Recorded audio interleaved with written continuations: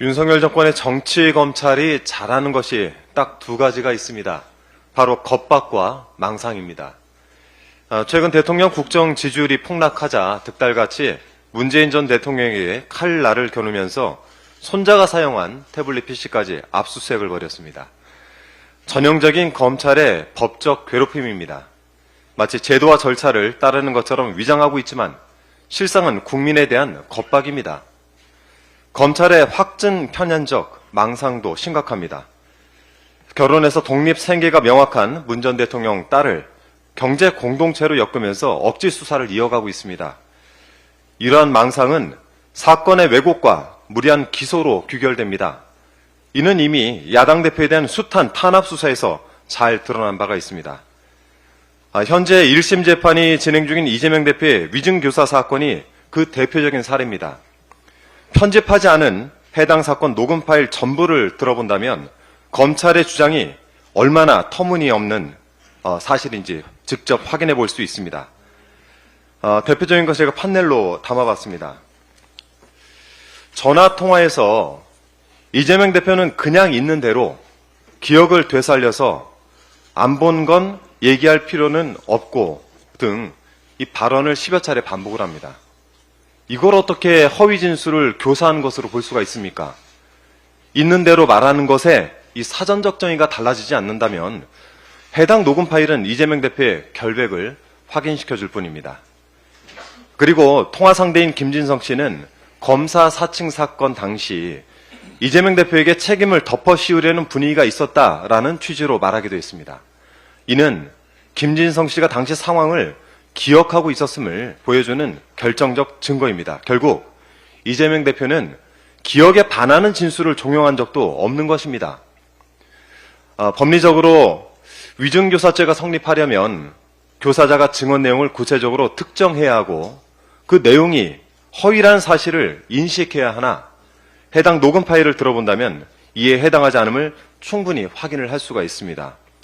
유튜브에 보시면은 30분 정도 분량의 전체 파일들이 돌아다니고 있던데 이 녹취를 한번 꼭 찾아봐 주시고 여기 계신 기자분들께서도 한번 전체 풀 버전을 찾아서 한번 들어봐 주시기를 제가 정말 부탁을 드리겠습니다. 자, 그런데도 검찰은 중요 발언을 누락하고 맥락을 왜곡해서 공소장을 작성했습니다. 무조건 유죄라는 망상에 빠져서 끼워 맞추기식으로 기소를 하다 보니 공소장이 창작물이 되어버린 겁니다. 이런 상황을 모를 리 없는 여권에서는 지난 6월 갑자기 악의적으로 편집된 3분 50초짜리 녹취 파일을 들고 나왔습니다.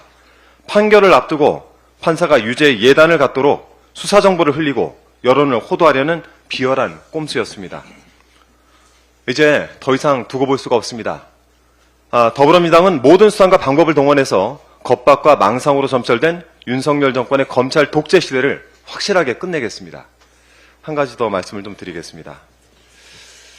2020년 6월 15일 로데오 거리의 어느 커피숍에서 김세희, 강용석, 민경욱 세 사람이 만났고 강용석이 민경욱에게 현찰 2천만 원을 쇼핑백에 넣어 돌돌 말아 전달했다.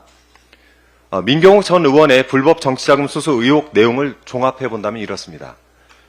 지금까지 수많은 불법 정치자금 의혹을 제가 접해봤지만 이렇게 육하 원칙이 명확한 의혹 제기가 또 있을까 싶습니다. 125명 당협위원장이 소송을 걸었잖아.